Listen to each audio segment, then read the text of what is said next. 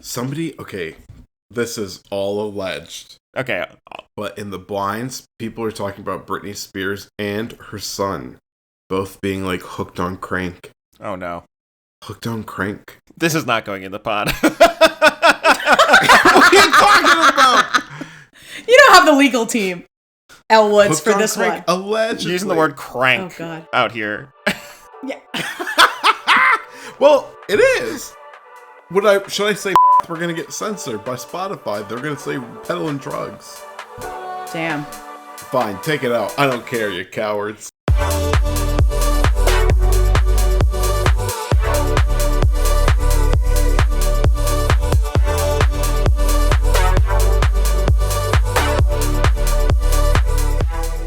Okay. Cool. No doubt. Justin.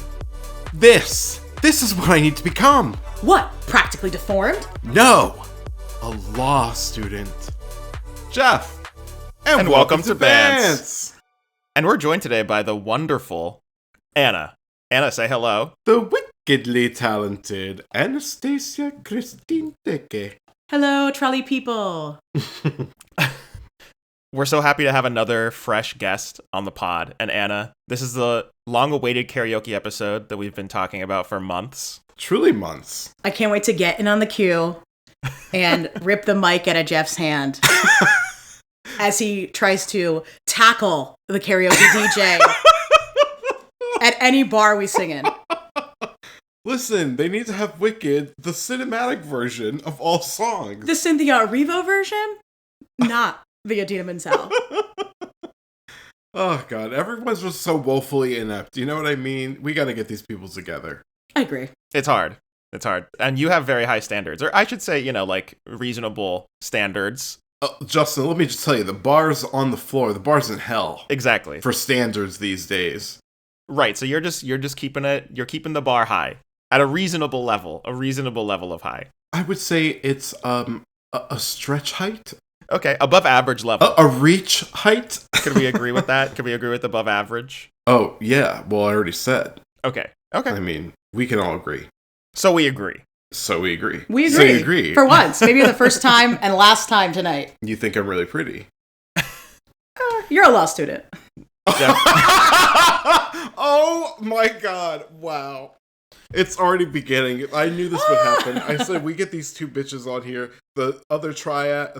What was that a point for me? All right, I'll give you a point for that. Okay. Oh yes. Okay, wait. But what's it called when there's like 3 points and they make a triangle? But like, what's the connection of triad? Two? A dark triad? It is. We are a dark triad because we're the minorities. Oh yeah. Rip. This is a great opportunity, maybe, to get into our backstory. Like many of our other past guests, actually all of our past guests, Anna was a lifeguard with Geoff and I when we were teenagers into our 20s. I went to the beach today. Today? It was like I was looking for the final Horcrux. Oh, God. Our millennials showing already. No time at all. Oh, my God. We're 5 minutes into the episode and we already said the word Horcrux. I'm pulling my socks up higher now. Don't you see my broccoli hair? I'm cool. I'm hip. Broccoli hair? You've had that haircut forever, Geoff. Forever? This is my new look. I feel like you've had a similar haircut for a long time, and it looks great. Only a few years, Justin. Before that, I had buzz cuts a lot. Okay, a few years is a pretty long time to have a haircut, I feel like. I think you're right, actually. The more I think about this, a point for you. And I'm just thinking about the fact that time feels crazy to me now. Time is so fucked up. Like, I literally was thinking today, I was like slipping through my fingers all the time because I was going through our marketing calendar at work and I was like thumbing through and helping do our forecasting. And I was like, damn, how's it already almost April? It was just Christmas. Anna is here specifically because she is a formally trained vocalist. And I think of all of our friend group might be Geoff, I mean this with a lot of love, the best karaoke performer in our friend group. Would you agree with that? I would agree with that for sure. Okay, just make, put that out there. Hands down. And as soon as we had the idea for the karaoke episode, we were like, we gotta get Anna on the pod. Gotta have Anna. Geoff is like an amazing karaokeist, though. He can really turn a crowd out. It's top 2. Like, his performance of Pink Pony Club, very akin to Plankton in P-Town, like, set the roof on fire. I don't know if akin to Plankton is really, like, the positive thing that you're making it out to be, but I think Plankton... Like, the Plankton AI singing Pink Pony Club is very close to you, and they're both great. We have similar tone.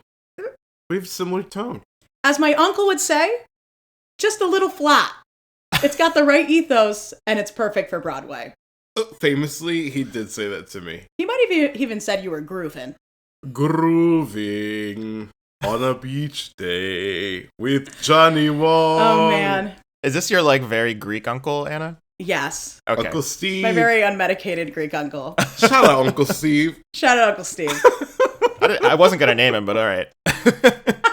He might listen. If we tell him we talk about grooving, he'll be like, I'm a big fan. Oh, Geoff said it once to him, and he was like, oh, thank you for listening. Like, it was his number one fan. As if I was like actually helping like a Spotify count go up. Okay, I think, Justin, we need you to be the person with the iWatch closing the loop. So you need to keep us on track. In that spirit. Okay. Why don't we move away from karaoke? We're going to come back to that later. And why don't we get into some hot topics? Geoff, this first one is one that you specifically requested we talk about. And there's something called the iHeartRadio Awards that I did not know existed. So first of all, I'd like to know more about that. But also, Mariah Carey this year accepted some kind of honorable award at the iHeartRadio Awards. So do you want to talk more about this? You know, I do. So thank you for giving me the opportunity, because this was an iconic happening. Now, the iHeartRadio Awards, I didn't know those existed until this year. I've got to tell you the truth. By show of hands, who knew the iHeartRadio Awards existed? Okay, moving on. You should have seen my face when Geoff asked me the other night, did you see the iHeartRadio Awards? And I'm like, excuse me? I'm like, I don't even watch regular like award shows, let alone this D-list. Yeah. D-list award show. Yeah. Kathy Griffin wasn't even invited to this one. You know what I mean? What? You know what? Shout out Kathy Griffin. She's actually kind of a real one. I feel like Kathy Griffin is like kind of an A-list celeb. Like, she's not being invited. You said she wasn't even invited to this one? Yeah, like her whole thing, she's like on the D-list, right? Like, She had that reality TV show called My Life on the D-List. yeah, she's like, I'm sitting this one out. It's not Okay, even worth I the see. swag bag. This is a specific targeted joke about that show. I see. Okay. Yeah, I'm sorry. It's I for guess the girls and the gays. Yeah, maybe that one missed. Sorry. I'm neither. Sorry. It's true. It's true. Okay, well, anyway, this is an award show that actually exists. Lady Gaga won some kind of achievement award there as well.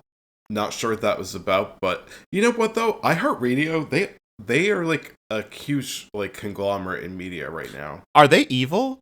I feel like I have a vague understanding of iHeartRadio as being like this company that bought up a ton of local radio stations. Is that Yes, an accurate? like thousands. Okay. They're the Thousands. Fox Books. They're the what? Like Fox Books from, Oh my god, you've got mail. yeah. Yeah. Wow, that's so accurate. Fox Books. Which we all know is a boogeyman for Barnes & Noble. Yeah. But who's had last laugh now? The independent bookstores or Barnes & Noble? Neither? I am with Anna on this one. Remains to be seen, am I right? That's my whole point. Shout out Bank Square Books. Shout out Bank Square Books, which moved to Stonington across from Big Y. Anyways, iHeartRadio Awards. iHeartRadio Awards. So, Mariah won some kind of achievement award, and they were doing tributes to them. Now, if I were to say, Justin and Anna, I'd like you to give me the name of 3 singers each, who you think have the range, quite literally have the range, to cover some of Mariah Carey's most iconic, like, hits. Give me a couple names. Throw a couple names out there who you're like, they've got the gravitas. We're basically only doing Kelly Clarkson, Ariana Grande. I was going to say Ari. I feel like she reminds me a lot of Mariah Carey. Do you want more? Yeah, give me some more names. I'm not sure if I could give you a third, to be honest. Like I want to hear Kelly Clarkson do a cover, and then mostly nobody else. Kelly Clarkson. The only thing America got right the first time. Yeah. Our American Idol Our one and national only American Idol, Kelly Clarkson. A national treasure. Kelly Clarkson! So who actually did the tribute? Okay. Tori Kelly, who, like, I think she's one of those people who's, she's like Alessia Cara. It's like, these two women are extremely talented and like were set up to have huge careers and kind of didn't really, like in the way that you would expect somebody with their level of talent, their beauty, their all that stuff. Like they have all the package, it just didn't work out for them. Do you know what I mean? I mean that in a very respectful way. Yeah, I think that a lot of people would argue, and Charlie herself would argue, that she was in that category for a long time. Charlie XCX. I agree. Yeah, 100%. It's like these people should be much more famous. Anyway, Tori Kelly is like an excellent vocalist, and she covered a song. I'm blanking on which one it was. It doesn't matter. But then they also had Money Long, Grammy winner. And I saw that clip. singer. You saw that clip. I saw the clip, and they kept, just like a Prince tribute, they kept panning to Mariah Carey's face, who did not look very pleased. It could have been editing. Mariah, okay. It could have been editing. I mean, it's Mariah Carey we're talking about here. I feel like she has a history of intense shade, to put it mildly. Yeah, to put it mildly. She has high standards like Geoff. You know what? Another Aries queen. Another talented vocalist Aries queen. Point for me. I'll give you a half point. Well, it's my game, so... Oh. Full point for me. Rules of the pod, Anna. Geoff has full control over the points. That's right. Got it. I did notice that. Anyways. Who was the third? All right, I am looking here at a Deadline article summarizing Thank you so much, the Justin. award. I was just going to do that. It looks like it was just Tori Kelly and Money Long that were the performers. Okay. So this article mentions that clip that you saw, Anna, about Mariah Carey not looking very pleased about the performances. And it also mentions her speech when she accepted the award. And I don't really know about the speech because I just saw the tributes and her reactions to them, and I just wanted to talk about it a little bit. Because you know what? I kind of have to agree with the presumed reaction that was captured in those clips because I think Money Long is great. I love her. I actually shouted out her album and one of her songs on the pod that I really liked last year. And I also really like Tori Kelly and think that she's reliably great. And I just was surprised because it felt like they were both holding back so much. And I was trying to determine whether they were trying to do that out of respect for Mariah to not like attempt to outsing her, or if it was done because they were like a little bit nervous about really going for it, and if that had to do with Mariah Carey's presence. If you're covering Mariah Carey at her tribute and she's in the front row, you leave nothing left on the stage. Right? You know what I mean? Like, you've got to really go full ass. Yeah. I mean, you have two options. It's either you're a coward and you wimp out, or you're going full ass, like you said. But then I also said, you know what? They're people. Maybe they got... and that's something that we need to talk about more. Singers, they're people. They're people too. They're people too. And I was like, maybe they just were actually so nervous. I think it could have also been a directorial choice. Whoever's like managing the directing the whole thing, it's like, we're going to do this a little unplugged, Okay. If they were both like that, okay, maybe it was a decision. You mean like a production choice where it's like, we're going to make this seem a little bit, not as studio quality. And again, I only saw 10 seconds of one TikTok clip of them going back and forth, and it did sound lovely, but it wasn't Mariah Carey, you know? It didn't have the range. Yeah, it wasn't sleepy. It was more like a lullaby than it was a powerhouse hit. I just feel like, obviously Mariah Carey, one of the great vocalists of our generation, right? I think... In history, one might say. Right. And so, who are you going to get that is going to do that well? And no offense, but like Kelly Clarkson and Ariana Grande are not going to be performing tributes at the iHeartRadio Awards. Exactly. This is not the Grammys. That is so accurate. As time went on, I feel like I had two more additional singers. Okay. Olivia Rodrigo I think would absolutely slam that. Yeah, she is a really amazing singer. Really? I didn't know this about You wouldn't- her. I mean, I love her. You wouldn't maybe be able to tell by the songs that were her hits, but she's got range and she's got connection. She's a great singer. And also, I'm blanking on her name. Mm-hmm. The singer for Moana, who was also in the Mean Girls musical movie. She plays... Oh, the girl who played Janice. Yes. She's also a phenomenal singer. Yeah, she is really great. I forgot her name too. She's the lead on Moana? Yes. I want to say Auli, A-U-L-I is... Auli Cravalho? She's also really amazing. I think she could tear something up. Okay.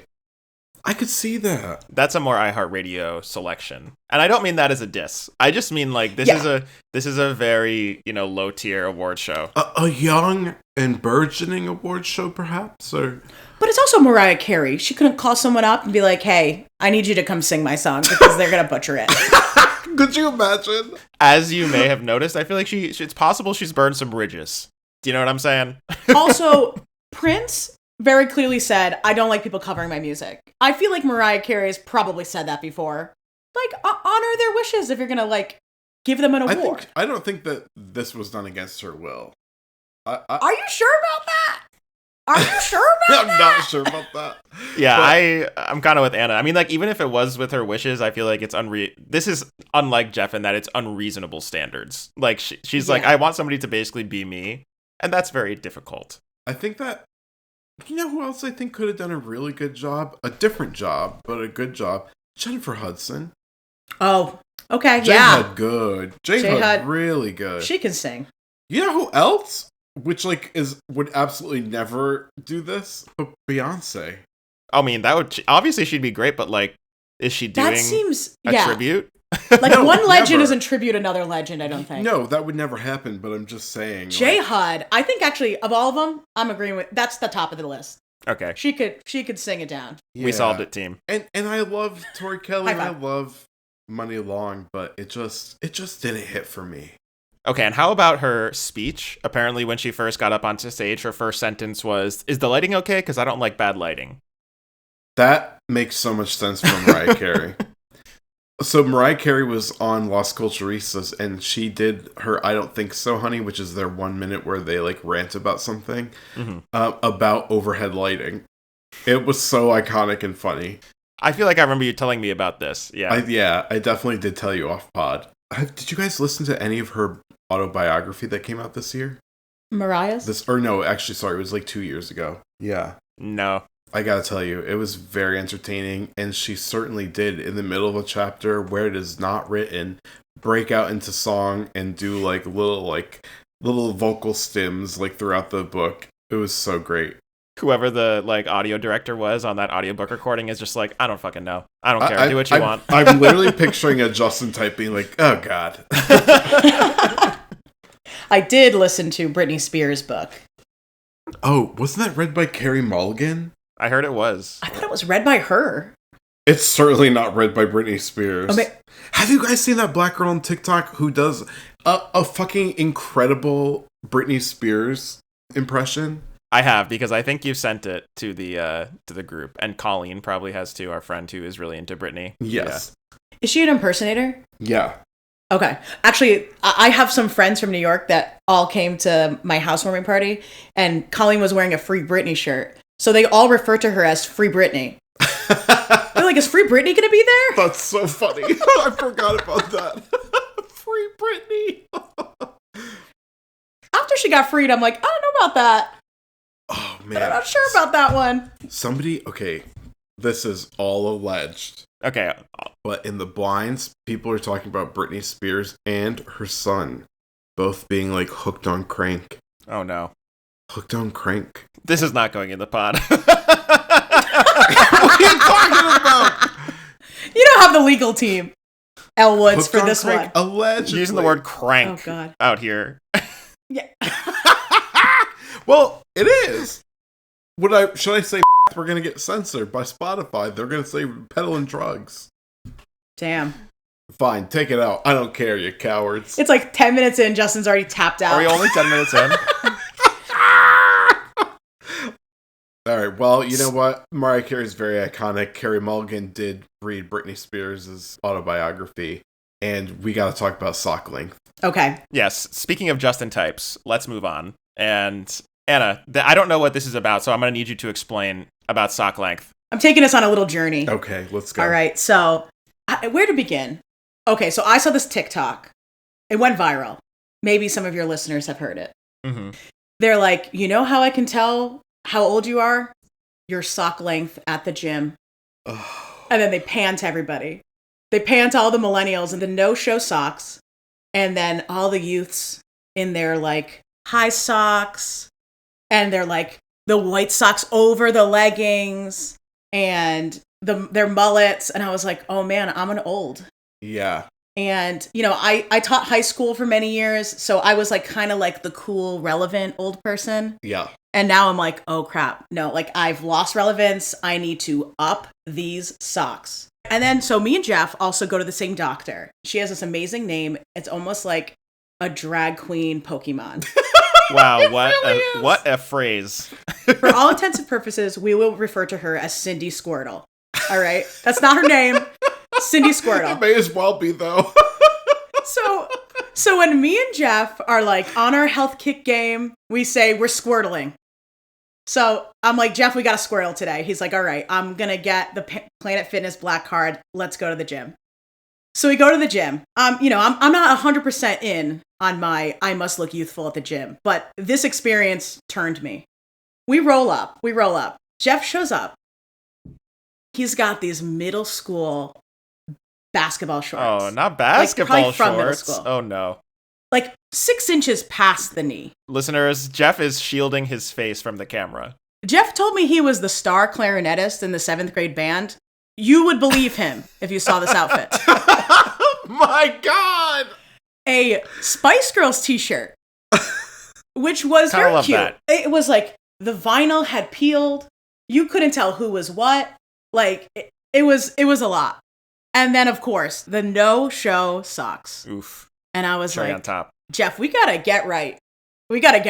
So I'm like, Geoff, after I'm texting him, I'm like, we need to look cute at the gym.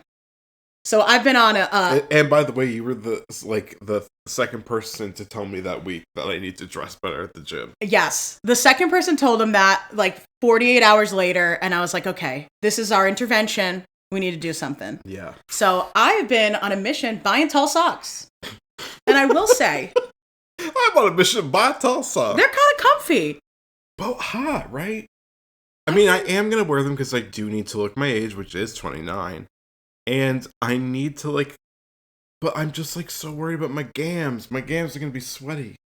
I will say we're also at that age where it's like, these could double as compression stockings, and I'm not mad about it. I will not be a part of that age group. Compression I will not be a part of that age group, and I do not agree with you. Jesus Christ! Okay. We just went from, like, our 30s to being fucking retirees, septuagenarians. So I went on a cruise, and I just invited a bunch of people, and everyone came. So I'm there with, like, Connor, Eleni, Andrew, and my parents, right? We're all like just partying all weekend. And Eleni was like, okay, guys, we gotta have a drinking game. Every time you see compression stockings, finish your drink. Oh no. Finish your drink? On a cruise? Girl, we made money. I profited on that drink package. Wait, I have permanent damage. I was gonna say, weekend. how did you not die? How did you not die? Permanent brain damage? I have permanent damage from that weekend.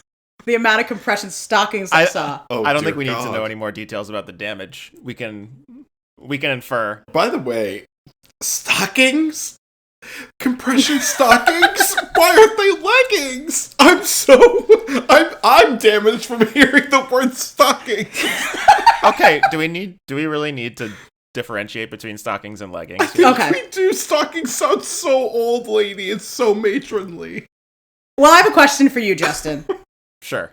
What length socks do you wear? Well, give me one moment. Uh-oh. We're getting visual evidence. Oh, you can stretch your leg that high? It's going behind his ear right now. Oh my God. Oh, wow. Those socks are dirtier than your pillow. Oh my God. That's why I screamed. They're old. The socks are old. But the length of the Get socks... Brandy in here. Oh Get my Brandy in God. here. We need an intervention. Get some fucking OxyClean here, bitch. Honestly, everyone, cancel what I said. We're going back to no show socks. No show socks. I don't want to ever see that again. No show us your feet ever again. Oh my god. Oh. My eyes. Wow, they were that bad, huh? My face. So They were like tea stained. It was like a history project. It's lighting. It's the lighting. yes, I'm sure. Just like when I fart and I say it was the chair. I'm just gonna give Geoff a point. I feel compelled. Yeah, man, that was something. Okay, but anyways, those were tall socks. They were tall socks. Justin's a youth. Okay. I've been wearing tall socks for, I would say, like the last 2 years plus. I think it depends on the shoe wear. Okay. Summertime, if I'm wearing like a low-cut shoe, Summertime. I'm still going to be like going millennial and doing no-show socks, or like, you know, you want to have the barefoot appearance, but with the truly like no-show We do socks like so that that. you're not getting sweaty. You know what I mean? You know, what is it about our generational sensibilities that makes us be like, yeah, this looked good? You know? I think it was just our parents, like 90s parents wore high socks and we were like, that's not cool. What about my dad would wear the shortest shorts you ever did see, and he's all legs. He's got a short torso and long legs. He would wear like 3-inch inseam shorts, and he would wear the like white socks up to his knees with black Reeboks from the 90s, so they look like hospital garbs. This is kind of like old news at this point. I feel like this is now that's like Gen Z style. Oh, I know. I mean, we're even like now past that, where we've moved past the short shorts and we're back to long shorts. Like we've gotten past that stage of like the cycle. I saw this the other day. I saw a bunch of faggots wearing long shorts. I'm like, what are y'all doing? This isn't our thing. It is now. It is now. And I don't like it. Guess what? I don't want to see this much. We went from showing the entire leg to now we're showing this much because you're wearing the tall socks and the long shorts. I'm still a short shorts boy myself. Like an almost Victorian amount of skin is now being shown while you're wearing shorts in the summer. I don't understand it. Okay, before we move on from this topic, I want to defend Geoff a little bit here, because I do firmly believe. Yes. That I am 29. Well, first of all, yes, Geoff's obviously 29. However, also, the gym is a place where we shouldn't be judged for our appearance, and that includes whether you're wearing basketball shorts. I mean, if you're trying to pick somebody up at the gym, you got to dress fly. If you're not really trying, if you're just trying to get a workout, I don't care what you're wearing. Well, I will say that's what I thought. I will say, I just feel like Geoff is a very fashionable person everywhere else in life. That I wasn't expecting him to come out master frumps. I do also feel like you want to dress for success. It was like trailer trash frump. You know what I mean? I didn't see I was the shook. look, so It was like definitely Walmart sneakers too. You know what? When we take our break, I will go change into it real quick, and you'll say, "Aha!" You say you look like you were a Kool-Aid lip kid. Kool-Aid lip. Yeah, I'm like, oh, yeah, yep. I feel like you gotta dress for success. If you walk into the gym looking hot, and you got the confidence and the swagger, you're gonna do that third rep instead of going 5 minutes on the treadmill and then crying. You know? Oh, mama, not me. If I look good at the gym, I don't have to try. People are just going to be like, damn. I lost Geoff for like 45 minutes. I'm like, where'd you go? He's like, the sauna. I'm like, this isn't Equinox. We're at Planet Fitness in Groton. Well, yeah, but they have the bed saunas. You tell them what bed you want to lay on, and you lay down on it, and then it like it's filled with hot water, and they blast hot water jets, but it's like, you stay dry because it's all internal. And it massages the hell out of your whole body, and I love it. It's like a full body bidet. You know what? Let's make showers full body bidets. I want to get absolutely blasted. Take a layer of skin off of me so I can save some money going to the dermatologist or the med spa. Now that's squirtling. That would be squirtling. That would be blastoising. We leveled up. There we go. A little bit of a Pokemon joke there. Love this for us. Pokey joke. I will say that the Planet Fitness energy was much different than when I go to the YMCA during retirement hour, because famously I don't work Hold on. normal hours. What is retirement hour? Retirement hour is like 11 a.m. where all of the Gen Zs are there and all the retirees are there. And they're all wearing the same outfit. So I really felt out of place. The retirees or the Gen Z? They're all wearing the same clothes. All the men are wearing white. All of the above? All of the them. Gen Zs and the retirees. They're wearing white New Balance sneakers, tall white socks. The shorts are whatever. Promotional t-shirts or like cut off sleeve band shirts from the 80s. Yes. They're wearing the same outfit. And I'm like, am I the one that's weird?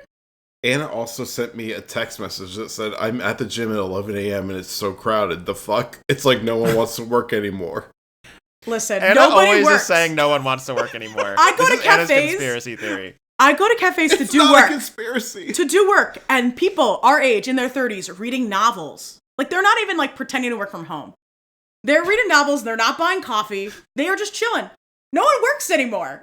I have a lot of questions. Why did you emphasize novels? Like, as if they were reading poetry, that'd be better, or like a short story collection. Like, I just meant they're not like reading a piece of paperwork that's work related or on a computer doing work. Like, they are there leisurely reading. Well, I think at 2 p.m. on a Tuesday afternoon. Anna, and I've said this every time you've brought this up in the group chat. You were also there. You were when also I was there. doing work. You know what I mean? Were you? I was doing work, and for the previous 10 years, I would have been at work at 2 p.m. You know what I mean? You're shocked. No, nobody works. If you work 9 to 5, you don't realize nobody else on earth is working but you. That is absolutely. You're missing out on a whole life you could have had. Reading novels at the cafe, going to the gym with the retirees at 11 a.m. I think all of them are doing OnlyFans. I feel like I'm getting an image of what this podcast would be in a parallel universe where it was just Anna and Geoff, and it would be a way probably funnier, but also really off the rails podcast. Okay, here's my take on this. Justin, we're funny. Yeah, I know we're funny, obviously. Oh, it's me. I'm the problem. It's me. Oh. Taylor Swift reference. Are you a Swiftie, Justin? No. Absolutely Okay. not. I've talked too much shit about Torture Poet's apartment on the pod for me to be Truly. a Swiftie. Yeah, you guys talked a lot of shit in your like second episode, and I'm like, damn, do you guys have the legal fees for this? She don't care about us. She doesn't. But back to Nobody Works. Okay. This is a symptom of our late capitalist society more than it is that nobody works. It's just that everybody is a gig worker. And I don't mean everybody literally. I mean, Okay. like, there's a large proportion of people who get their money by being a gig worker. Like, Yeah. they're doing Uber or DoorDash or whatever. Or, I mean, you have abnormal work hours too. You know what I mean? It's not uncommon. Yeah, in what about today's Colleen age. doing therapy at night? Exactly. I have abnormal work hours now, but I'm just saying, like, the previous decade, You were I stuck did in not. You were So- stuck in the school trap. so I was like, is everybody at cafes chilling on a Tuesday? And I wasn't? This is like Fox News' ideal talking point. That's what I'm saying. Like, Nobody even works anymore. The liberals. Look at them. I'm here in a cafe in New London, Connecticut. No, it's mostly in New York. I'm like, I think there are actually more trust funders. Oh, well, I was going to say. I think there's more that's trust a fund kids whole- out is- there than you think. Did you ever see that Power to article? them. That article that went around in New York Times? New York Times Magazine like 2 weeks ago, and it was about the amount of people who have trust funds and pretend that they don't. I feel like I remember you talking about this, but remind me briefly. So there was, that was kind of it. There was an article, a pretty big article in the New York Times Magazine, and it was, the center story was all about. I'm sorry. Justin just eye rolled so much that his eyes went back in his head like Nosferatu. Why'd you roll your eyes at me? Because you're like, that was the whole story. Well, you were like, did you read the New York Times article about how many people have trust funds and pretend they don't? And I was like, oh, well, how many? And then I was like, say Oh. more. And you were like, oh, well, that was it. Oh, sorry. Well, I don't really remember numbers. You didn't read it. You saw it on TikTok. No, Just be honest. Just be honest. I bought the New York Times, the Sunday edition 2 weeks ago. And I said, I'm going to have myself a little treat and read this later. Like John Oliver, like 2 weeks ago tonight. You never will understand the name of this fucking TV It's show. last week tonight. All week at once. Is this a joke? It's like an ongoing joke, but like a real thing. Anna always forgets what it's actually called, and I'm always talking about it. And she's It's a like, great show. Great 3 show. weeks yesterday? 4 weeks at once? It's like 4 nights tonight? Like every time she has a different name and it's still wrong. And he's the one who taught you about the Fatbergs, right? Oh. Oh, no. We cannot open the Fatberg can. Yeah. We're That's another episode. we're four side tracks away from our main topic here. Jesus. I'm going to play the role of security here and going to switch topics. And speaking of security... Is that what they do? We're going to talk about airplane theory. TikTokers. All right. Have you guys heard of airplane theory? No. Because I'm the one not on TikTok, and I hear that this is a TikTok trend, and I want to talk about it. I want to know from whose For You page, because it's not on mine, and I famously love aviation and urban planning and efficiency and airport security. I feel like this airplane theory, I think it would have popped up in my feed. So I want to know what liar told you this. I want to know their name. The internet. It wasn't like a user. It's been reported on. This sounds like corporate propaganda perpetrated by CNN. Okay, Anna, go on. I will just say... Justin said you're done. I've only seen one clip, but it's apparently the nature of you don't need 2 hours of time before going to airport. You can just show up like 15, 20, 30 minutes before and you'll get there. But everyone in the comments is like, it greatly depends on which airport you are going to. I agree. 100% Yeah. I agree. So a little bit of context. Apparently the trend was started by this guy on TikTok, and I'll put a link in the show notes if you want to watch the original TikTok. But this guy on TikTok who was like, I'm going to test this airplane theory. And I'm showing up 15 minutes before my flight is supposed to leave. Let's see if I can get through. And he like got through, made his flight in time. Now this led to like a whole series of videos on TikTok where people are showing up like 15, 20 minutes before their flight is supposed to leave. Many of them don't make their flights. I mean, I'm not surprised by that. Like, this is the stupidest thing I've heard in my life. And This is the stupidest thing? I know, after the last half an hour of this podcast. I was talking about the last, 4 years, but okay. Point for Justin. Or 8 years, honestly. Are these the same people that are 10. raw dogging on the airplane and also eating Tide Pods? You know, the raw dogging thing means a lot of different things in different circles. Raw dogging, we've broken this down on the pod before. I don't think this is the same crowd. Yeah, it was when Ben was on. Yeah. Oh, that's right. We did. Yes. Tide Pods was now 5 years ago, speaking of how time is fucked up. So I think it has to have been longer than that. There's It no might way have it was been. only 5 years. It has might to have have been been 6 years ago. Like, that's giving, Hillary Clinton versus Trump, energy era. Yeah. I'll come in with the editor's note if either of us are wrong. What's up, y'all? Editor Justin here. Turns out Geoff was right. The Tide Pod Challenge happened in early 2018, so call that a point for Geoff. All right, let's get back to the pod. Justin said, I'll come in either way, because he loves to do it. Editor Justin here, just to tell you that your dog died. Editor Justin here, just to let you know that we did get your blood work back, and you should be worried. Editor Justin here. 20 minutes is not enough time to show up before your flight. This is your boss, Editor Justin, just telling you that we're going to have a meeting at 9 a.m. on Monday. Have a great weekend. Okay, about airports. This is Editor Justin, just to tell you Elon called. Airports. Editor Justin here, just to let you know the FAA is now defunded too. Bye!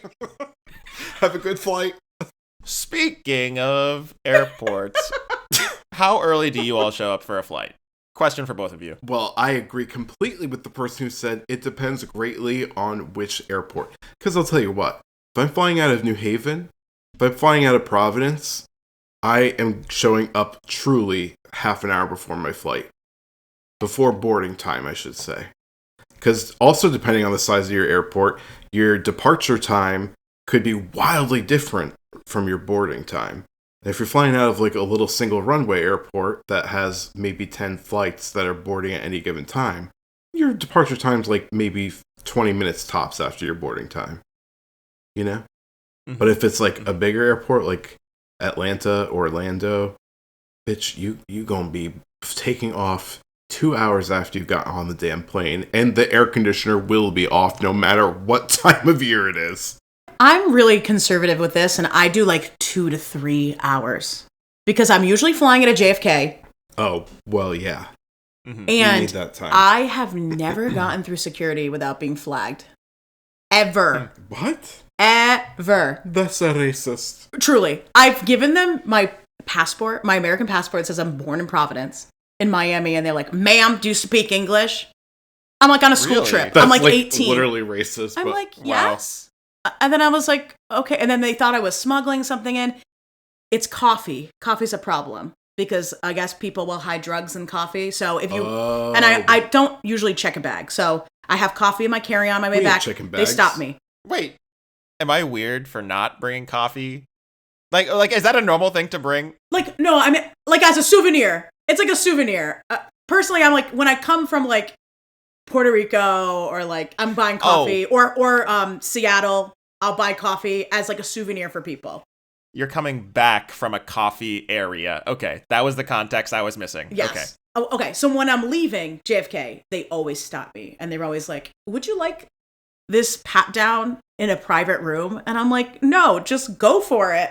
They're like, there's something showing up here and here and here on the screen. I don't know what it is, but... Sir, that's my penis. Yeah, like literally, they're feeling me up. They're always nasty. And then in JFK, they have these things like, how is your service? And it's like a... Like nasty, like dirty? No, they're always like rude. Oh. They're like New Yorkers, but like the worst ones. So there's like the thumbs up and the thumbs down. And everywhere I go, I'm like bashing it loudly like a Karen. After they like... I'm like, thumbs down, thumbs down, thumbs down. And then there's for the listeners, I think Anna is the most Karen of our entire friend group. Yeah. I don't know about that. I would agree. I think Geoff is... Jeff's number 2. Jeff's touched by the Karen. Oh, just like in karaoke, I guess.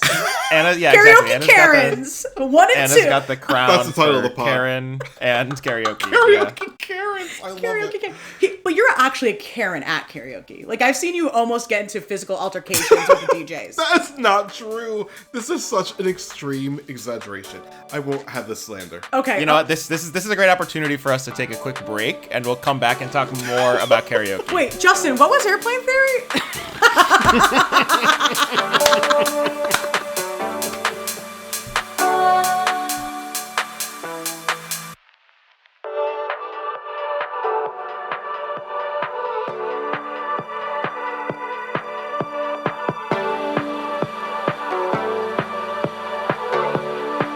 And now, back on the stage. We're back. That's right, and we're here to talk about karaoke, baby. Karaoke! A karaoke machine. Do you remember that from Ted? Alana Ubach? Ted? Ted, the movie Ted? Ted the movie. With like the Seth MacFarlane plays that little like teddy bear? Yeah, you didn't seem like their target audience, if I'm being really honest. Same. Well, Alana Ubach is great. You know what? I want to see her on White Lotus. She would kill on the White Lotus. White Lotus count 1. I know, I'm like, should I drink when he mentions White Lotus? Yes. By the way, listeners, we're playing a drinking game in this podcast. Yeah, we can't talk about White Lotus. We have a dedicated episode for that coming in the pipeline. Should we come around the mountain anytime now? The topic? But we are here to talk about karaoke. All right, I will say that for our friend group, apart from swimming, I would say that karaoke is one of our pastimes. 100%. I think that I did not really have an experience with karaoke until Anna. Justin, you have the 8th grade party iconic story of you singing that Evanescence song. I mean, that's like a legend. I was traumatized. Oh. Wait, I don't know this story. How have I not heard this? Wake me up, it's set. Right? Okay. Yeah, this is actually great. I was going to ask everybody to like tell about their history of karaoke. Yeah. So I'll tell mine. Tell us yours. You know, middle school I think is the worst time of a lot of people's lives. 100%. Yeah. You're having puberty. I had just kind of gotten with my first girlfriend ever, basically.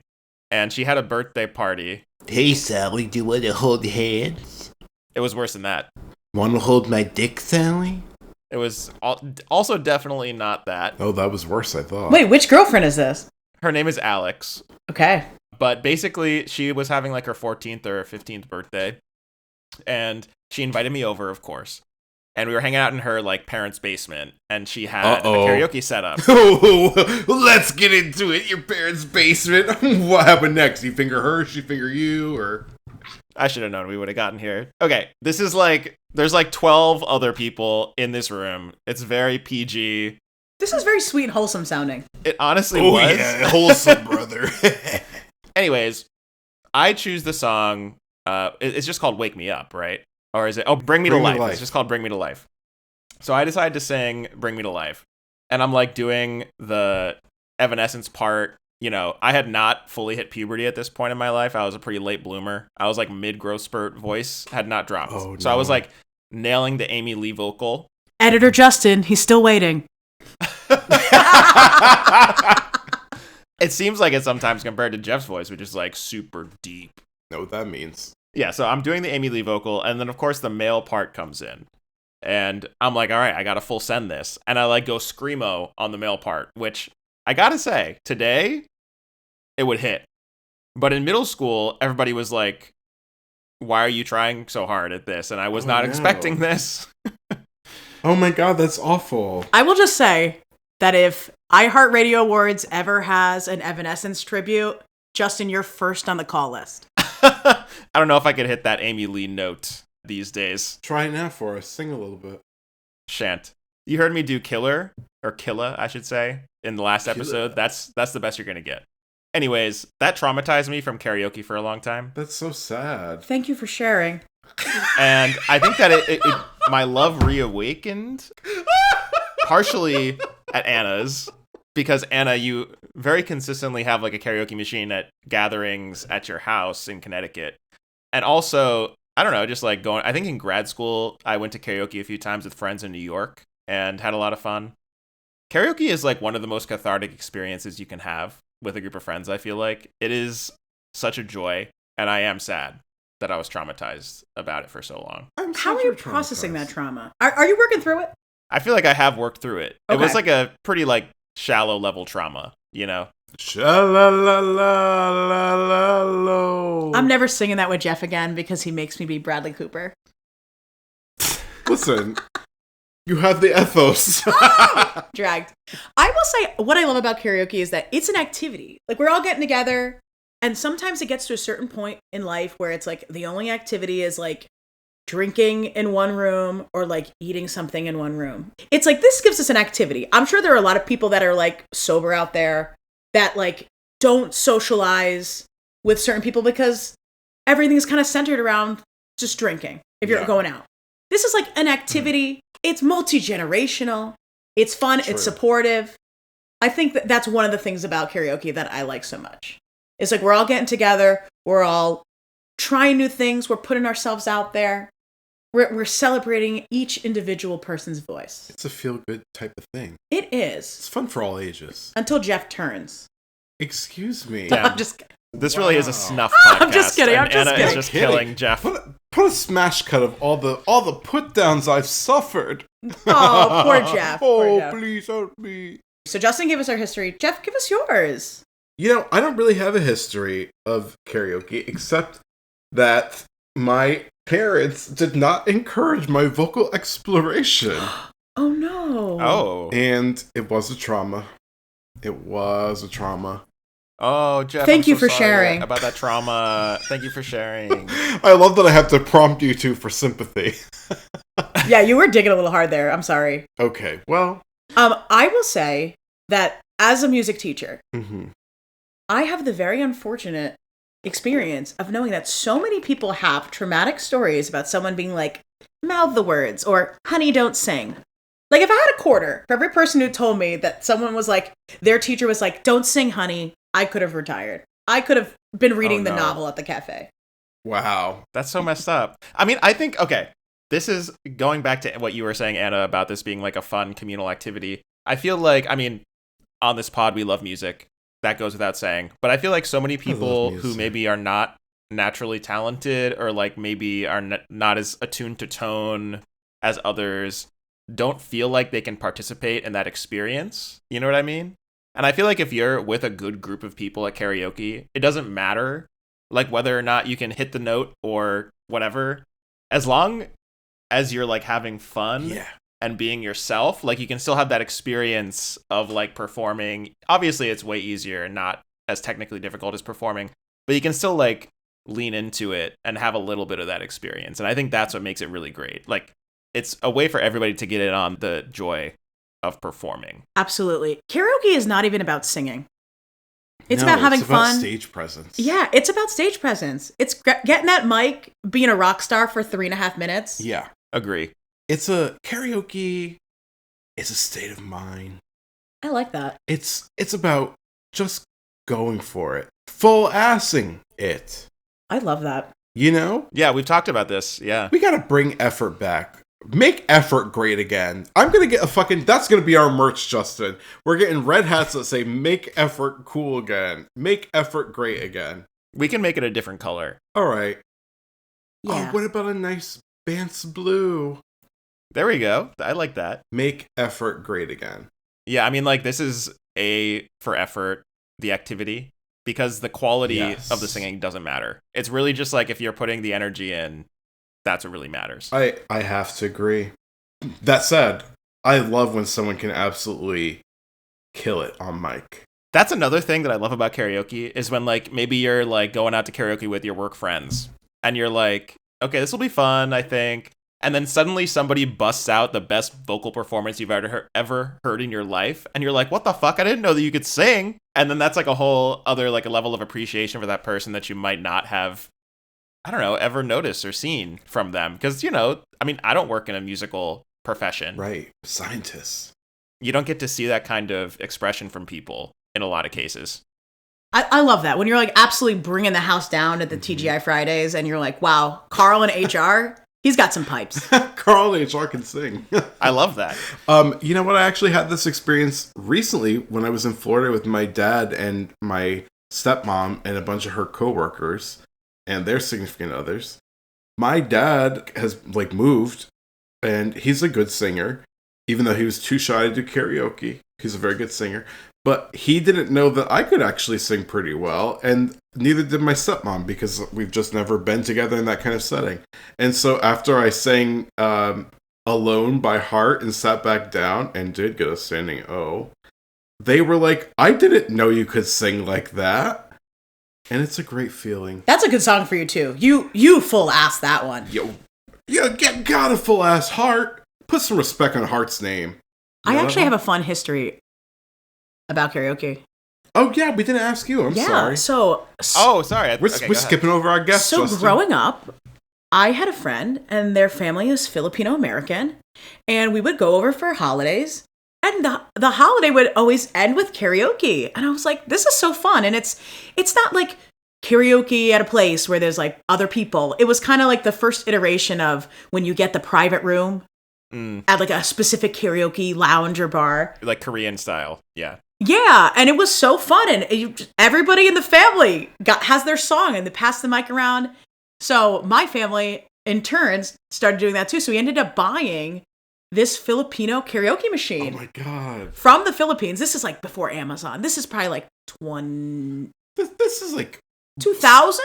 coloring in the bubble next to an item on the order form at the back of the paper catalog. Like you might have like called and like it was like shipping and handling and 3 easy payments. 3 easy payments in 1999. I did not experience this era. So there's only many songs. I'm 29. Oh, there's only so many songs on this machine, and half of them are in Tagalog. Oh, right. But it was very fun. And, you know, you knew the songs on there, and you went, there was this one song called Banyo Queen, and it's like... Wait, Bathroom Queen? I don't know. And it's kind of to the melody of Stand By Me, but it has like a few things, but... Wait, that is... I would whip it out sometime. I really hope that means Bathroom Queen and it's to the tune of Stand By Me. That would be so funny. And I heard it once. Oh, bathroom queen. Even better to the tune of Dancing Queen by ABBA. Banyo Queen. That one's a hit though. When someone whips that out at the Filipino party, that's a hit. Okay. We love the Filipinos. Shout out Ken. Shout out. Eventually, time went on, and I would do the full setup. I get the mics, I get the amps, I get this, I get that. But every year, there's always drama. An XLR cord doesn't work. We can't get the second mic up. We can't do this. We can't do that. So I'm like, you know what? For this year, for my Christmas contribution, I'm buying a karaoke machine. And it's the first thing I've ever purchased in my life where you plug it in and it just worked. I'm like, holy shit, 5 stars. But there's also a creepy part about this if we're going to really go down the list. Let's go down the hole. So I'm in the reviews, right? And I'm like, I'm getting a karaoke machine that's really going to deliver for us. I'm watching the videos, and there's this one kind of creepy video of this like older woman singing to this crusty white dog. And my dog had just died like a week before. And it's like, Killian, it's your grandma on the mic. And I'm like, Mare, there's a video of you like in the credits of this, or in the reviews of this. And I read it to her and she's like, did you make that? Like, are you joking? Like, is this like, are you pranking me? I'm like, no, this was a review. And I'm like, we have to buy it. She's like, he's contacting us from the other side. Hold on, we need so much context here. Okay, Mare is Anna's mom. Yes. For context, that's who she's Yes. talking about.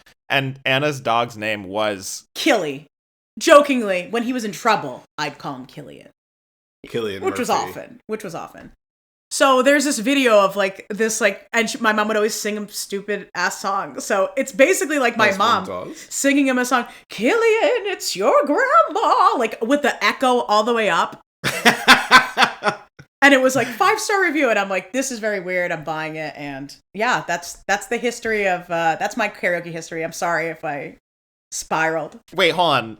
That was not the level of closure I was expecting. How did a video of your mom singing to your dog end up on the Amazon reviews? No, it was another woman singing to another dog, but it was very akin to something my mom would do. Wait, so just by coincidence, this white crusty dog was also named Killian? Yes, and this crazy That's woman wild. was singing a stupid song on the karaoke machine in the reviews. So I share it to my mom. Like as a demonstration of its Yeah. greatness. Yes, and I share it to my mom, and my mom was like flabbergasted. She's like, "What is that? Where'd you get that? Is what's going on?" I'm like, "No, it's someone who did a review. It's your twin flame out there, your doppelganger, old woman obsessed with a crusty white dog." And so we bought that machine. That's some multiverse. Yeah. Shit. That machine has been doing work. Yeah, from the great beyond, it was a sign. My dog said, "Pick that one. I'm glad I'm dead for this Christmas. I don't have to hear you guys screaming on it." I'm glad I'm dead this Christmas. That would be a great title for a book. Now that we've gotten through history, our personal histories with karaoke, I think the listeners want to know, what makes a good karaoke song choice? Let's say it's your first time really doing karaoke. How do you choose your song? Number 1, gotta be in your range. Ooh, Mm-hmm. yep, Gotta be in your range. that's tricky though. And you can, if you tend to like white girl crossover pop songs like I do, but you have a voice that's a full octave below, that's okay. It can work out sometimes. You just gotta find the right balance. You gotta try a few out, you know? Mm-hmm. It's interesting because a lot of pop music is lower in like female singers' voices and higher in male singers' voices. So if you're a woman doing karaoke or you're a treble singer, it's a little bit easier if you find something that's not Ariana Grande, not Mariah Carey, not going crazy. It's a little easier to sing. Whereas it's a little harder to sing like that tenor higher range if you're a man. Most men are baritone. So if you're a man and you're going to sing like a woman's song, I always tell Geoff this. I'm listening to songs and I'm like, this is going to be a great song for you. Perfect key. You want to do something that's a little higher. So you can do an octave below. Yeah, and it fits a little bit more in like the sweet spot. Yeah, you can feel it when you're in it, when you're right in the pocket. Like if you're singing Adele, it might be like a little too low. It might be pushing it a little too low. Adele's too low for me. Yeah. I would say pick a song people know. Like this, Yeah. karaoke is not the time for a B-side. We're It's not not for a pulling deep out cut. a B track of Phantom of the Opera. Yeah. Well, as we discussed, it's a communal experience. Yeah. And I think that like if you're at a good karaoke night, everybody is like singing and dancing along with you, and maybe it makes you like, let's say it's your first time at karaoke, makes you less self-conscious about the way that you're performing if everybody else is like screaming along to like Yes. You Belong With Me by Taylor Swift or whatever. You know what I mean? Like something that people know and are ready to sing along with you. On that note, though, please do not sing Bohemian Rhapsody. No. Too long. Too cuckoo crazy. Yeah, it's just too long. I don't think I've ever been at a karaoke night where somebody sang that. I feel like I've witnessed that at weddings before.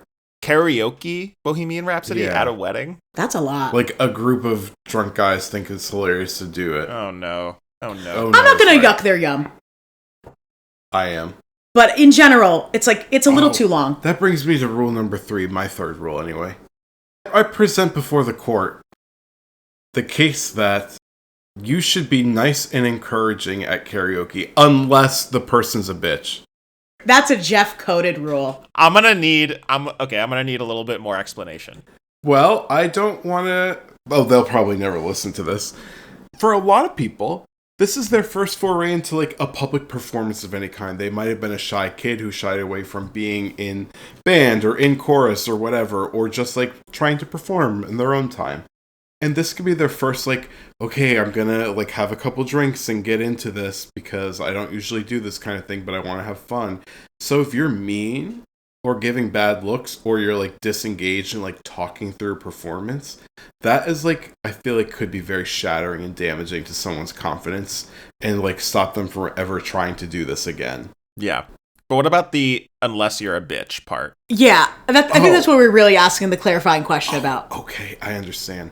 Well, there's sometimes people are just fucking cunts, and then you're like, I'm not going to be nice and encouraging to you. Can you give us an example? I surely can. Okay. And this is why I'm saying they'll never listen to this. Your friends who crashed your karaoke birthday not so long ago, they were fucking cunts, and I was like, I'm not being nice to you because you didn't say...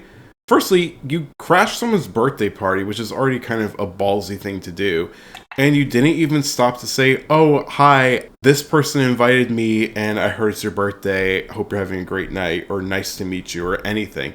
They waltz past you and pick up the microphone that was literally just sitting idle for a few seconds, and then start taking their time thumbing through a book. Meanwhile, we already have songs for other people queued up. And now they're like, well, those people we don't know just grab the microphone. Who knows them? Could we like get the microphone? And it's a very awkward vibe. I don't like that at all. That's tough and a very specific situation. Well, what about this? You ever be in a public karaoke room when it's not a private party and people are like being rude, talking through, or they're like, ew, this is bad. That girl sounds trash. And then it's like, I've never heard that. I was going to say, I feel like most karaoke bars are like safe spaces. I think that's part of what makes karaoke great. You must not be too observant then, because I've seen it many times. People making faces like, this song, then you're a bitch and I'm not being nice to you and it's your turn to sing. Okay, I respect that. As an educator, I'm going to be radically positive and supportive to everybody on stage. And that's why I don't teach. Sometimes people need hard truths and hard treatment. And I really do think, to double down on it, that is one of the great things about karaoke. The community, the good vibes. We love community. The support. We love support. The positivity. That's all right sometimes. Can I give an addendum to rule number 2, which was... Well, of course you can, Justin. Sing a song someone knows was Anna's rule that we said for number 2. Someone knows. I would say advanced level is sing a song that everyone knows, but they don't know that they know it. Oh. That's good. If you sing Mr. Brightside... A sniper from the side is what you're saying. Everyone knows Mr. Brightside. Sure. You know? That used to be my go-to karaoke song, but it became like a meme. You sang that Armageddon song this Christmas. It was pretty good. That was a great song for you too. Yeah, you were full ass in that one. Steven Tyler found one of your better moments, I think. I don't want to miss a thing. That's currently my like end of the night karaoke choice. But I think that's also one that a lot of people know. Power ballad, also great for karaoke. Yeah. Audience engagement. I love it. Yeah. For sure. But I think that like a truly great choice is one that people would not associate with being like a karaoke selection. Yeah. But as soon as like the intro comes in or the first verse comes in, people are like, oh shit, I forgot about this song.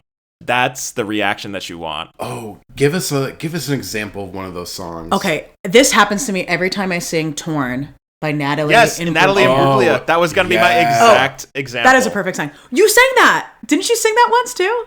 Justin sang that. I've sung that multiple times. However, it unfortunately does not follow rule number 1. I'm usually straining pretty hard to hit some of those notes in Torn. But that is like a classic example of what I'm talking about. A song that everybody knows, but they're like, oh shit, I forgot about this absolute bop. It's a great song. I actually have a story about that song. Go for it. So I'm on this absolute senior citizen cruise to Alaska for my honeymoon. This is now story number 2 from this cruise. Oh, this is a different cruise? This is actually a different cruise. This bitch stay cruising. My husband loves to cruise, and now I'm going to be trapped on them. That Alaska also means different things in different circles. This is true. Yes. Potentially both. We'll find out. We're talking about boats. We'll find that out. Apparently. We out here talking boats. We out here talking We're vacation. talking maritime vessels. We are having a Wonderful time in Alaska. Beautiful place, but the crowd, we usually leave from New York, so it's a little bit of a rowdy crowd. It's a party bus. This one we're leaving from Vancouver, and everybody on board is like elderly couples that hate each other. They sit down at dinner, they don't even talk. So we're like the kids in the back of the bus making out. We're like on our honeymoon. We're telling every single person it's our anniversary. They're like bringing out 20 bottles of champagne. We're having a blast. We dress up in costumes every night. We're the stars of the show. So we're at karaoke, and I wasn't really feeling it at the moment, but Andrew loves it. So I'm like, okay, we'll go. So we'll go. And then I'm like, I don't know what to sing. I'm like, give me the book. Usually I have something. So then I pull out Torn and I sing. And then the DJ, he was kind of like, who's the guy who does the car karaoke? Oh, James Corden? Yeah, he was his personality was akin to him. Kind of looked like him, had the same accent, was very bubbly, it was very fun. And he's like, oh my God, you just saved my ass. In this like accent I can't recreate. Sounds like you were doing a gay list. I'm like, accent. okay. That's interesting. No, it was like, no, that was my voice. Oh no, I heard a fake list. Oh my God. He's trying to cancel me. Yeah, I actually am. He's trying to cancel me. I'm just trying to cancel. So he's like, oh, are you free on Saturday night? And I'm like, I guess. I mean, I'm trapped on this boat. Wait, are you free? Are you free on he's Saturday like, are you free What on the is final night happening? of the cruise? And I'm like, I guess so. And he's like, okay, I need you to sing in our karaoke like contest. I'm like, okay. And I actually, this is maybe like a shocker, I also won a previous one on another celebrity cruise. It's like a thing they do. So we go, I sing, of course I tear it the fuck down and I win it, and they give me a bottle of champagne. And it was like my 14th bottle of champagne for the night.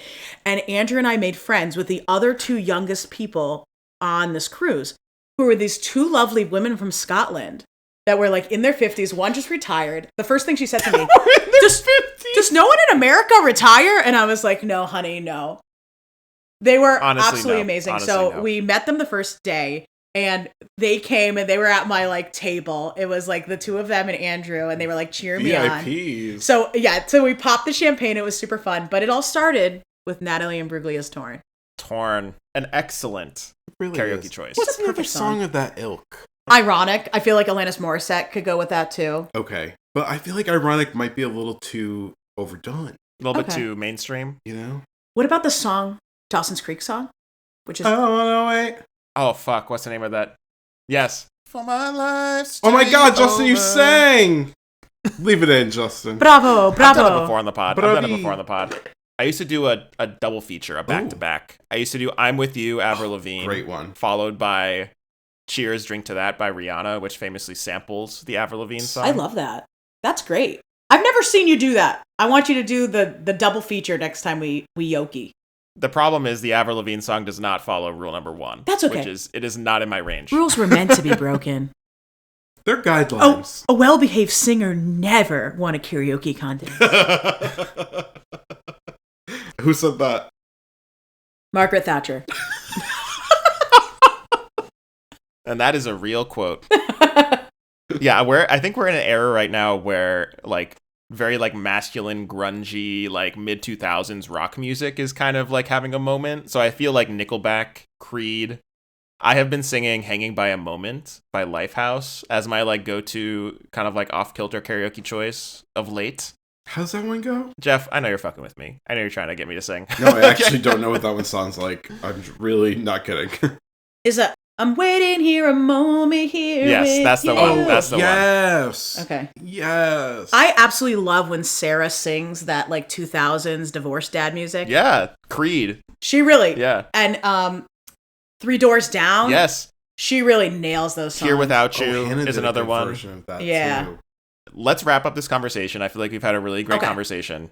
Oh my God, we've just gotten started. There's so much more we could say. We'll have to have Anna back in a future episode to talk more. Okay. I think we should wrap up. What's your go-to? That was exactly going to be my question. So, oh my God, what is everyone's... I'm stealing Justin's job. 2 Ps. What's everyone's go-to karaoke song at this moment? Like right now. What's your go-to song?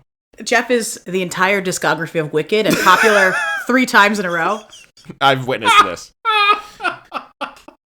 Okay, no, it's actually The Wizard and I. You sing that really well. That's true. Oh, thank you. I know. One of your best songs. Yeah, it's like that's the perfect song for me because it's like perfectly poppy, but also like has like a little show tuney vibe to it. You know, I mean, it literally is a show tune. Yeah.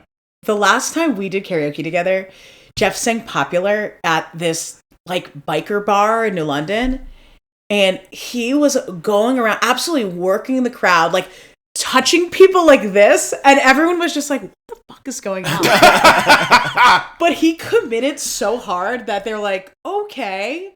And there was like 2 white women that were like, yes, in the front, but everyone was like, what is going on here? But another example of Geoff full-assing it. You got to full-ass it. You're putting on a show. It was great. Your job when you take the mic at karaoke is to entertain for the duration of that song.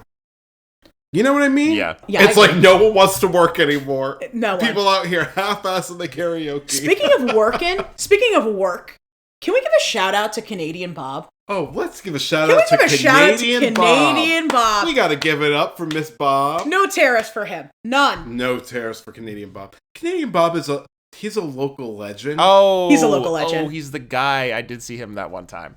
Oh, Yes. yeah, you did. And Canadian he is Bob. wearing a Canadian tuxedo. He does have, I can only describe it as a Lady Gaga during the Fame, sort of long hair with a blunt. It's like Sia. Bang. Yeah, but long and gray.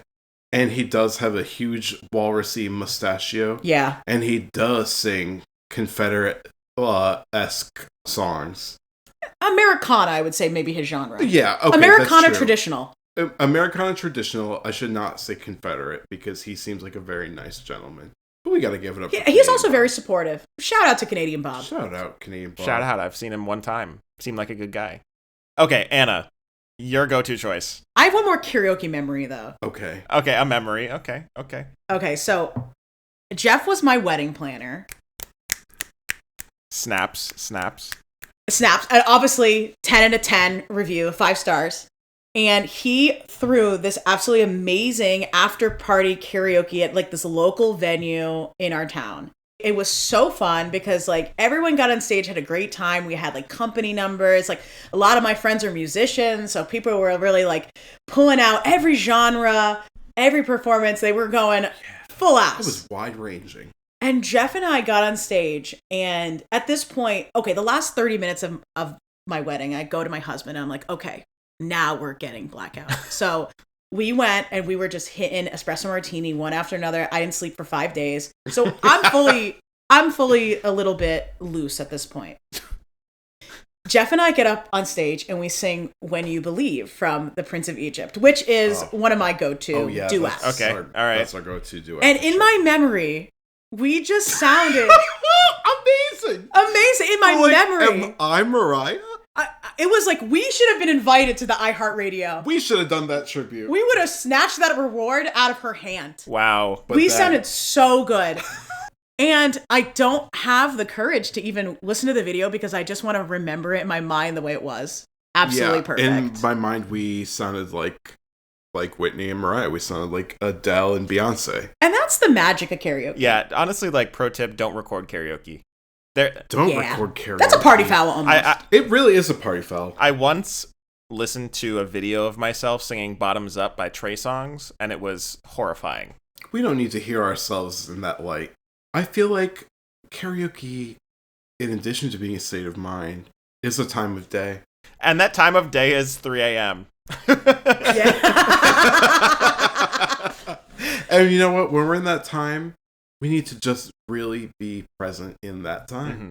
We don't need any evidence that it occurred. We just need the warm memories that will cherish our mind palaces. I agree strongly. And with that beautiful grounding exit, I think we should probably wrap up on karaoke. What do you think? Well, I didn't say what my go-to was. Nor did I. Neither did I. Wait, you did, Geoff. Oh, yeah, I did. Oh, yeah, all of Wicked. Sorry, how can I make this about me again? And I thought that you said the Prince of Egypt one, and you were like, that's one of my go-tos. But what's your... Our go-to duet is When You Believe. Okay. Yeah. But what's your go-to solo track? My go-tos are usually I Will Survive or It's Raining Men. Oh, It's Raining Men is just like a absolute dance floor filler. Yeah, and the crowd really likes both. I gotta say, though, my favorite of your songs that was your go-to for a while was Hit 'Em Up Style by Blue Contrail. Yes, that is my third go-to. And I have to say, that's a good one. That's like a real Addendum Rule 2 song, where people people forget about that song, and then they hear it and they're like, oh shit. Oh, he was beaming. Excellent example of going back to Rule 2, Justin. Yeah. It really is. Perfect, I might say.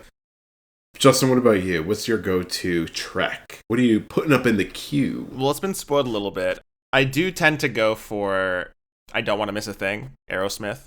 That's my like late night, end of night song when I'm feeling myself. Do the scream right now. Not going to do that. I have Hanging by a Moment, also another one of my openers, like early night. And then I have also been messing with Cable Car, Over My Head by The Fray. Oh yeah, you did that one recently. Yeah, I've been trying really hard to find songs that are more in my range, that feel comfortable, as opposed to just like screaming Natalie Imbruglia. Yeah! So yeah, those are my choices. Love it. Oh, one of my others, I would say, aside from The Wizard Eye, because that's current, I would say one of mine was Sweet Love by Anita Baker. Oh, that's a good one for you. I and Alfie? You sing Alfie great. Alfie is good too. I love it. I'm going to try and mix it up this year. I want to do a little bit of Ariana. Because she's that perfect high, clear, like soprano, very soprano-y, like singing voice. That's perfect because I'm like a full octave below at baseline. All right, well, now that we've gotten everybody's go-to karaoke song, I think it's time to wrap up this conversation. Karaoke, we love it.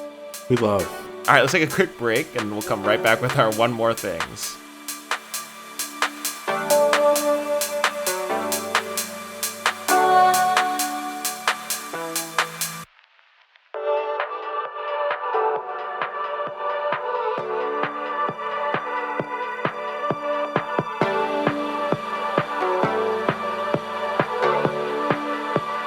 And we are back. I missed you. I missed you too, but we're back together now, so it's all great. Love it. It's all good. And we missed you, listeners dear. And, you know what else is good? I don't know, but Justin, you gotta tell me. Our next segment. Okay. What's good? A bit of a blunt entry into what's good this week. Yep. I love to be blunt. I love to blunt. Well, as our listeners know, I'm a subscriber of the AAA24 membership. And through that membership, I recently got tickets to an early advance screening of a film. Yeah. And that film is Warfare, which is the new film from director Alex Garland, who has directed such films as Ex Machina, Annihilation. He also wrote a bunch of impactful films from the 2000s, like 28 Days Later and Sunshine, starring Cillian Murphy. And that's the second Cillian count. Yeah, so this movie is really an interesting film. I will say that Alex Garland collaborated... Interesting count one. Alex Garland collaborated on this film with a co-director, Ray Mendoza, who is a veteran. He was a Navy SEAL, and he worked with Alex Garland on his previous film, Civil War, as a combat consultant. He has like lived experience in combat, and this movie, I'm assuming you can guess by the name Warfare, is about combat. And it's basically like a almost like documentary style portrayal of an experience that Mendoza had when he was fighting in the war in Iraq in 2006. The war for American freedom? I think that's what they call it. I think that's what they call it. And that's tough. History would say they were roommates.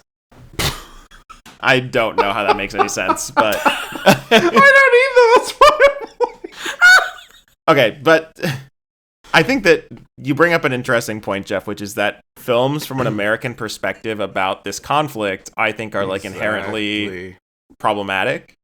I think that this movie does a really good job of kind of sidestepping that issue by it just being like as realistic and straightforward as possible in portraying the conflict.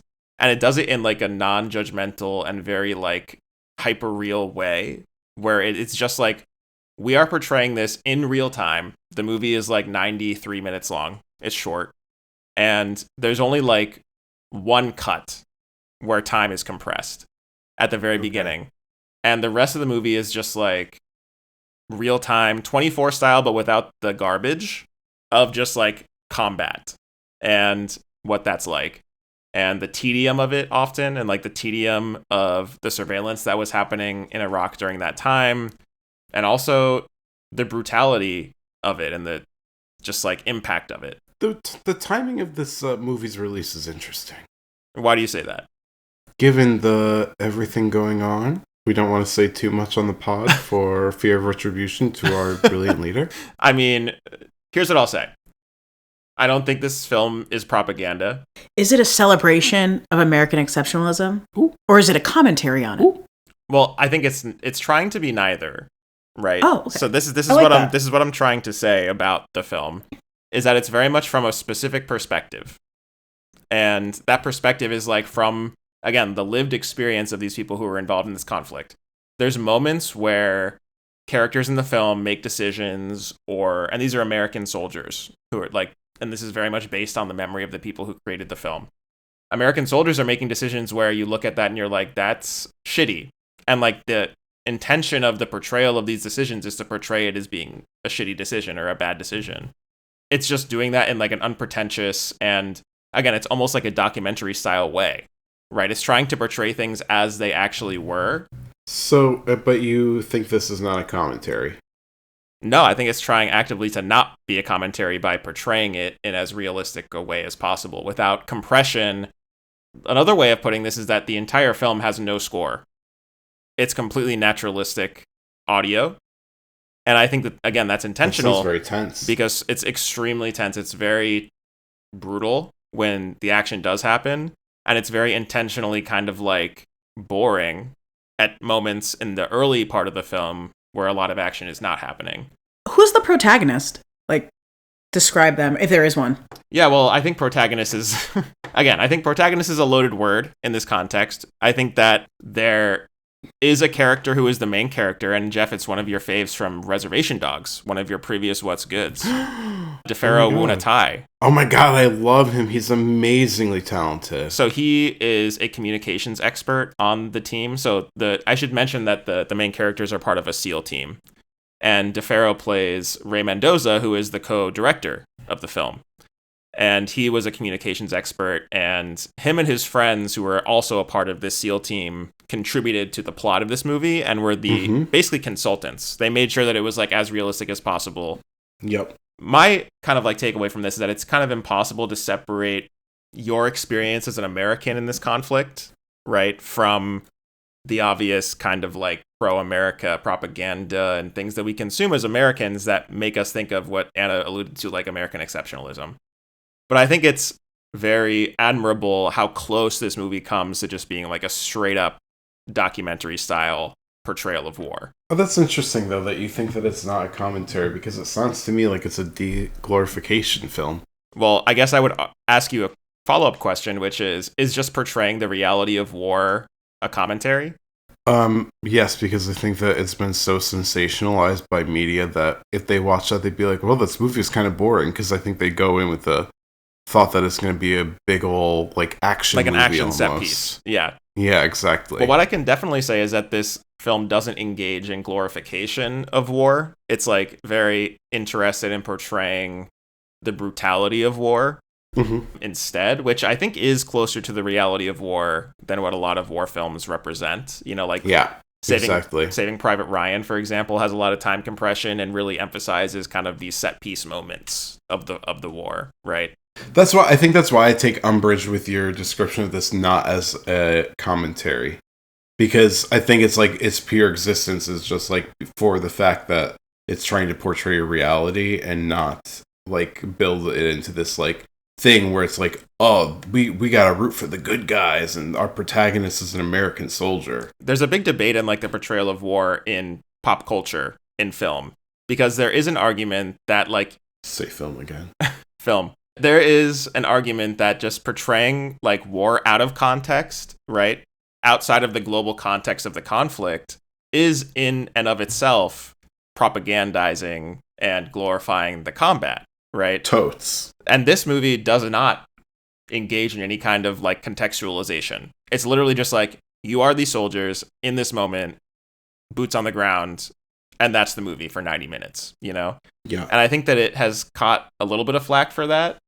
it's just so unflinching and realistic a portrayal of this experience that I think it overcomes a lot of those criticisms. And the fact that it comes from a personal experience, I think also kind of overcomes or outweighs those criticisms to me. It's like maybe the most riveted is maybe the wrong word, but like the most tense I've felt during a movie in a long time. You were sat. I was going to say that I feel like you could argue that all art is a commentary on something and also inherently political. Yes. But I have a question for you, Justin. Mm-hmm. What was the vibe leaving the movie theater? Ooh, good question. I always feel like at the baseline, I could say this film changed my life. I left this movie feeling something and it will be influential to me. And then there's other movies that are, it's like, that was entertainment. This did not feel like entertainment, I can say for sure. I felt like absolutely... I mean, I say this about certain horror films, and I feel like I say it with like a giddiness, and I did not feel that giddiness after watching this film, but like I felt traumatized to an extent watching this. Yeah. There was a Q&A with the directors after the screening. This movie comes out in mid-April, I want to say April 11th. Oh, wait a second. I didn't understand this was like a premiere. He's a VIP. AAA 24, baby. Everybody's got to get on this subscription. I did not understand to the extent of this as an event. This was an advanced screening. He's a film bro. Well, I don't know what that means. Show your respect. So there was a Q&A with the directors, and this was really Ray Mendoza's film. It's his debut as a director. Uh-huh. And he said that his intent primarily was to depict events that one of his teammates does not remember from this time because he was severely injured in this conflict. And also to bridge the gap between service members and their families. Yeah. Because I think that their families who are civilians don't always understand the experience of veterans. And I think that he was pretty effective in doing that. Like, it did feel like a pretty unflinching retelling of events. Wow. And I just want to, there is an inherent tension of like being anti-war but pro-veteran. And I think that this film does a good job of bridging those two like political stances. And I do agree with you, Anna, that all art is political. And the choice to try to portray war as unflinchingly as Ray Mendoza and Alex Garland did in this film was a political choice. But the choice that they tried to make was to portray it as realistically as possible. So what people come away from it thinking, I think will vary from person to person. I thought it was just like such a intense and, for me, like revealing experience on what conflict was like in Iraq during this period. And just really quick before I close on this. Really quick. This is the final part. We're 15 minutes in. The cast of this film is crazy. So we already talked about DeFaro Wunatai, who is like an up-and-comer from Reservation Dogs. Every young male actor, young actor, is in this film. Will Poulter. Oh, yeah. Who's in The Bear, among many other things. Meet the Millers. Cosmo Jarvis, who is in Shogun, is also in this film. Joseph Quinn of Stranger Things fame, soon to star in Fantastic Four in this film. Michael Gandolfini. Oh, wow. Famous Nepo baby, son of James Gandolfini of Sopranos fame. We'll allow it. Charles Melton. Oh, hot. Exactly. From May December is the name of that film, I think. May December and Riverdale. I'm telling you, every young male actor is in this film. What about Jacob Elordi? What about Timothée Chalamet? Well, Timmy might have been a little bit too high budget for this film. Oh, guess it's not every young actor. Point for me. He's a little too famous. But I'm just saying the cast is also crazy. The talent that Alex Garland and Ray Mendoza were able to get for this film are crazy. So anyways, highly recommend it. It's not a happy watch. It's very grueling, but just what we need in this difficult time. On a scale of 1 to 10 popcorn buckets, what would you give it?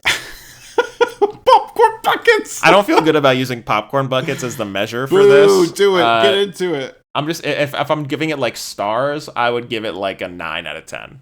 9 out of 10 stars. Okay. Yeah. High praise from a picky bitch. Everybody go check it out. That's right. What's the name again? It's called Warfare. Warfare. And it's coming out in April. April 11th is when it comes out. Yeah. Oh, just around the corner. Okay, I'm so sorry that took so long. Let's get right to the point. Me too. Geoff. Don't apologize for taking up space, Justin. I appreciate that, Anna. Geoff, what is good with you this week? I am really enjoying a very easy and fun listen right now because I need that, to Amy Poehler's new podcast called Good Hang. It's about an hour long. She's put out 2 episodes so far, and what I love about this is it's a video podcast. So I love to watch the video during a podcast. I love to see the people talk to each other. Her first guest was Tina Fey. As you can imagine, it was indeed a good hang. Very funny together. Very interesting. And revealing. You learn things about Tina and Amy that you didn't know. Quite interesting. So the first episode, that was great. They also had quick cameo appearances by Fred Armisen and Rachel Dratch, Maya Rudolph. Yeah, her second episode was with Martin Short, which was also so funny. Wait, Martin Short? Yeah, Martin Short. And Meryl Streep. Are dating. Yeah, they've been dating for Wait, I didn't know that.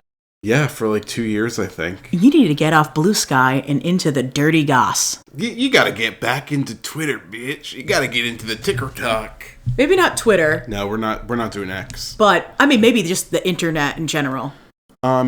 Yeah. BuzzFeed? I'm pretty happy outside the internet. I have Geoff to keep me informed. They kind of seem like they're in love, too. They're like a fun couple. That's nice. They met filming the 3rd season of Only Murders in the Building because Meryl Streep had like a guest starring role this season. Well, I think that they had met before, but this is where they like became smitten with one another. And you know what? I love old love. I love a love at any age. I love like a really low hanging ball sack and a dry vagina getting together and having a wonderful time. So, Geoff, about the podcast, what's the format? Like, are we just doing mostly interviews? Is there like a segment? Is this podcast about us? It is very like interview based. Like, you know, there's fun stories and like throwbacks, and then at the very end of the podcast, similar to our podcast, one might say that Amy Poehler was inspired by BANTS. She has like a little thing about like what media she's been watching or consuming for like the last week. But yeah, it's a really fun, sweet podcast, and it's easy to listen to, and I love to laugh. I love to laugh. And I love to hear that, Geoff. I love that for you. Well, Justin and I have both talked at length about our What's Goods this week, and of course, Anna, as a guest on the pod, I think it's time for you to share yours. Okay, my What's Good comes all the way from Dubai. Oh. Exotic.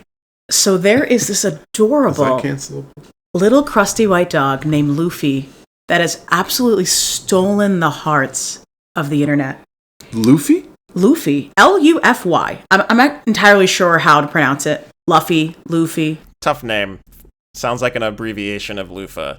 And he's this absolutely adorable 7-month-old male Bichon Frise rescue. Geoff just broke out laughing seeing this dog, if I am interpreting the Zoom picture correctly. Because look at it. So it's this absolutely adorable dog. Look at its face. It's so cute and dumb. He has a disability, so he has a wheelchair. So like a doggy adaptive. You're ruining my audio, Geoff. And he's just so perfect. They describe him as being happy, loving other dogs. And understandably, I'm sure hundreds of thousands of people have come forward saying, I want to adopt this dog. When I saw the photo of him, his headshot, I sent it to all my other like crusty white dog appreciators. And I was like, I would die for him. I need him. They post this really interesting comment that they can't actually do an international adoption because his disabilities and health concerns are so severe. So they're like, if anyone lives in the United Arab Emirates, please come forward. We want someone to adopt him. And he's just perfect. And I hope whoever gets him makes an account. Like I would die for him. I have to say, this dog looks like a Squishmallow come to life. Oh. Yeah, he does. He looks very unreal. Cute. He's extremely cute. I'm not a crusty white dog enjoyer, Nor am I. you know, but this dog transcends all categories. He's absurdly cute. Adorable. And just to shout out the rescue organization, it's the Sahara Kennel, and they're an organization based in Dubai, dedicated to rescuing, rehabilitating, and rehoming dogs and cats worldwide. And we love that. And we love that. We love dogs. We love dogs. We love What about cats. cats? Okay, We're were we animal talking appreciators about here. cats? Okay. Wow, Justin. Justin's getting aggro because it's so late. I think I'm getting aggro because Geoff is randomly turning the conversation into the cats versus dogs dichotomy when we didn't need to go there. I'm not saying versus. You literally I said, we love cats too. what about cats? Because you just said we love dogs. Because after we she were said talking about dogs. Because we were talking about dogs. Okay. All right, boys. Okay, wow. boys. Relax. Justin, Relax. divorce business. Point for neither of you. I'm taking 1 point from each of you. I'm giving it to Hufflepuff. That's 2 reverse points. 2 reverse points. 2 reverse points for both of you.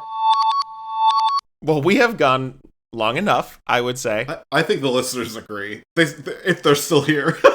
And as long as this has gone, it has been a really entertaining podcast for me. So I'm very thankful that you came along. And also for me. It was a pleasure to be here. Thanks for having me. You should come back sometime. We'll have a karaoke part 2. Sounds good. Maybe we'll just have a live podcasting at the karaoke bar. We can interview Canadian Bob. Oh my god, let's do that. That would be fun. I think Bob. Canadian Bob would love it. Canadian Bob sounds like a Twin Peaks character.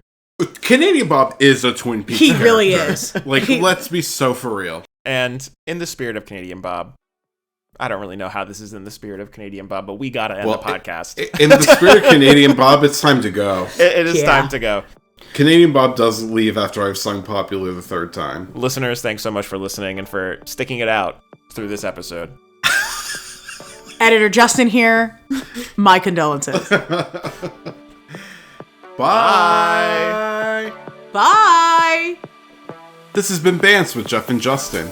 BANTS is created and produced by Geoff Taylor and Justin Benavidez. Graphic design by me, Geoff Taylor. Editing by Justin Benavidez. The theme music for BANTS is the track Nebraska With You by Sam Day and is provided by No Copyright Sounds. Email us at bantspod@gmail.com with any questions, recommendations, or just to say hi. If you like the podcast, don't forget to rate and review us on Apple or Spotify, and tell your friends to subscribe. Bye! Until next time.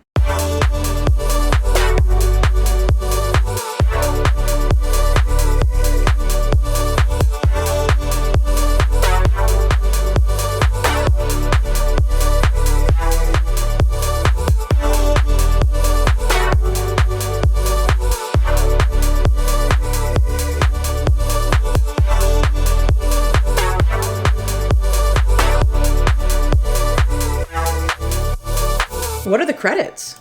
Anna clearly has never gotten to the end of a podcast. Nope. Anna said, I'm good for the first 30 minutes. After that,